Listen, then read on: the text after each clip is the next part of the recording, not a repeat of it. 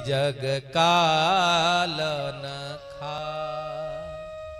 ऐसा कोई नहीं है जिसको काल खा नहीं सकता।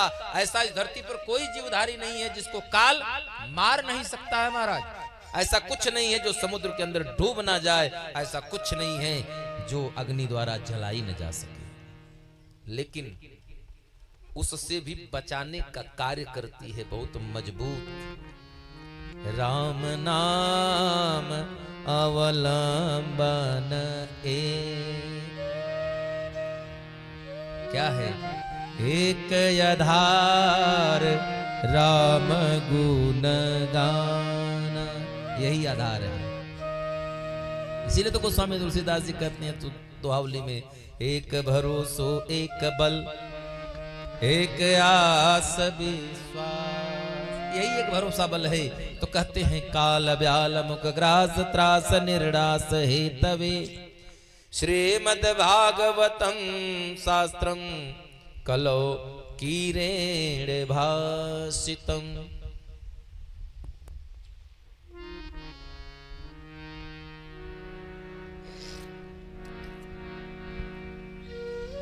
समय रूपी एक बहुत बड़ा अजगर है। समय रूपी बहुत बड़ा अजगर है। और उस अजगर ने क्या किया है? अपना मुख खोल रखा है। और जब मुख को खोल दिया और अपनी जिह्वा को निकाल करके बाहर कर दिया, जैसे कि चढ़ने के लिए अवतरणिका हो सीढ़ी। तो जीव क्या है? जीव ही माया का मोह है, वही ठगनी है जो हमको अपनी तरफ आकर्षित करती है और खींच करके हमको आपको लेकर चली जा रही है उस बहुत विशाल काय अजगर के मुख में, जिसका प्रभाव यह है कि हम नित्य प्रति उस अजगर के कंठ से होते हुए उसके पेट मार्ग की तरफ बढ़ते जा रहे हैं, लेकिन हमको अभी भी चिंता नहीं हो रही है, हम अभी भी नहीं चेते हैं। तो सूत जी कहते हैं उस न जगे हुए व्यक्ति को जगाने के लिए ही हमको हमारे गुरु जी ने दान किया, सिखाया। क्या सिखाया? श्रीमद् भागवत महापुराण की कथा। बोले इसका क्या प्रभाव है?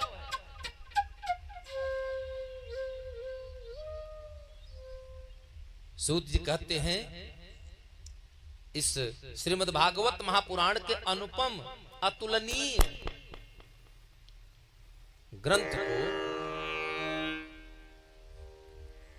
पूज्यपाद श्री व्यासनंदन श्री सुखदेव जी ने इस कलयुग के प्रभाव को नाश करने हेतु हुई महाराजा परीक्षित को जिस समय सुना रहे थे, क्योंकि राजा परीक्षित के ऊपर कलयुग का प्रभाव है।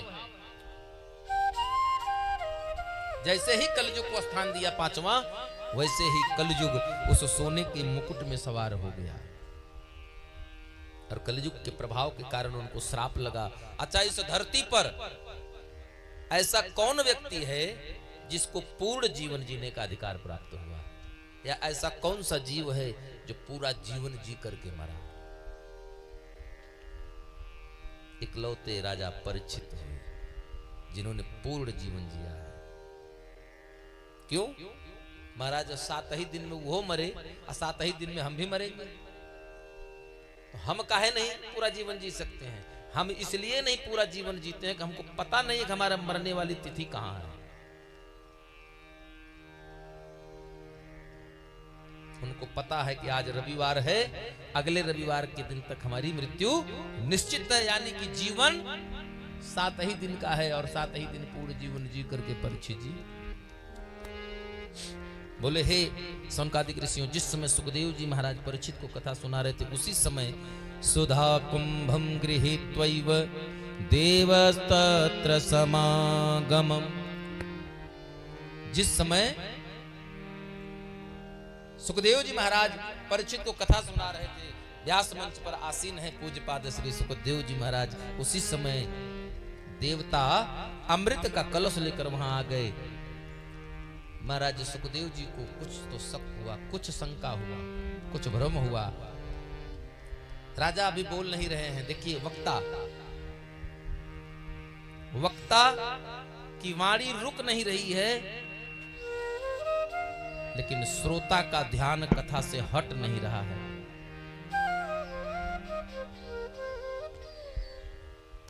श्रोता का ध्यान कथा से हट नहीं रहा है। देवता आए हैं परीक्षित के कथा पांडाल में। कौन आया है? देवता आए हैं, लेकिन परीक्षित उनकी तरफ देखते भी नहीं है। और ये कौन पूछे महाराज कुर्सी लेकर बैठिए, चाय पी लीजिए। आज जजमान कहते हैं महाराज 5 लाख रुपया दे करके जाएंगे, पथरी का ऑपरेशन कराएंगे, पता नहीं जिंदा वापस आएंगे, पता नहीं है। लेकिन उस डॉक्टर से ही नहीं पूछते हैं कि महाराज हमारे पथरिया की गारंटी ले रहे हैं।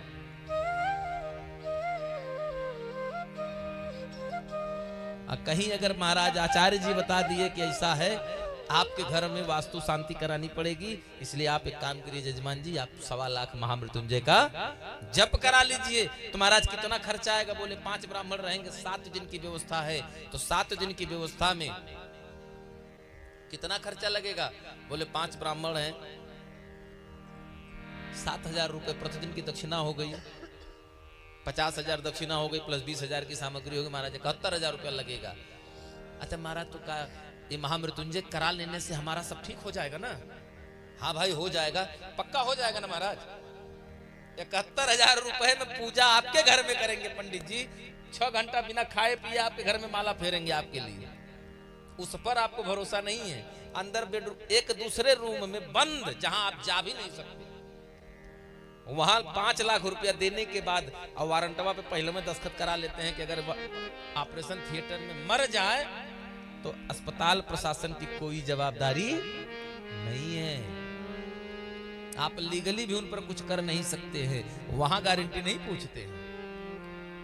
2 घंटा बजा के 25,000 रुपया डीजे वाला ले लेगा, वहां कोई दिक्कत नहीं है। लेकिन 6 घंटा रात भर बैठ करके पंडित जी ब्याह करावा, एक दिन दोपहरिया के जेठ बैसाख के दोपहरिया में 4 किलोमीटर से आके आपके घर में हरदी मठ मंगरा कराऊंगा, अभियान भरा के मंत्री पूजा कराऊंगा, अभी आए के बारात वाले भी नहीं भरा के तार कंगन तोड़वाऊंगा। अगर पंडित जी कहते ना महाराज 5,000 दक्षिणा है, महाराज पंडित जी बड़ा लूटत हुआ।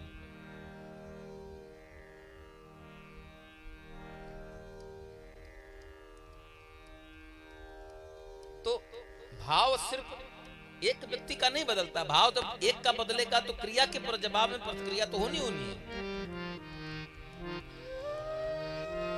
राजा परीक्षित कथा सुन रहे हैं, कथा से उनका मन नहीं हटा। अरे इससे बड़ा प्रमाण और क्या होगा कि 6ठे दिन की कथा के बाद महाराज सुखदेव जी को कहना पड़ा कि उठ करके कुछ खा पी। गुरु जी को, व्यास जी को कहना पड़ा कि हे राजन, अरे इतना दिन हो गया हो, उठ करके कुछ लघु शंका दीर्घ शंका जो करना हो कर लीजिए, या जो फल प्रसादी खाना हो पा लीजिए। श्रोता ऐसा हो।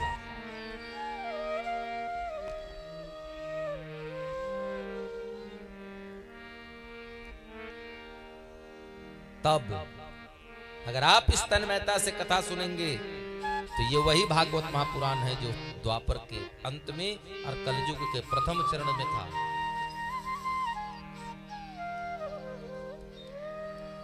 राजा परीक्षित कथा सुन रहे हैं, देवता आ गए, सुखदेव जी देख करके हंसने लगे।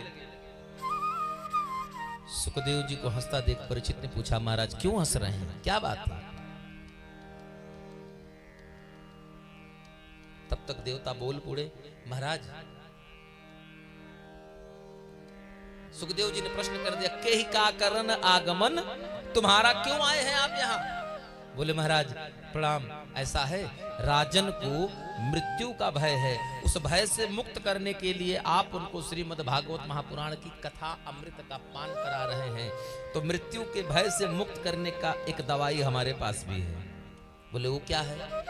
बोले स्वर्ग का, अमरावती का अमृत है, ले लीजिए, इस अमृतवा को इनको दे दीजिए, और जो कथा अमृत उनको दे रहे हैं वो हमको दीजिए, हम अमरावती लेकर जाएंगे। सुखदेव जी डांट कर भगा देते हैं, क्वक सुधा क्वक कथा लोके क्वक कांच क्वक मणिरमणि। बोले क्या आप हमको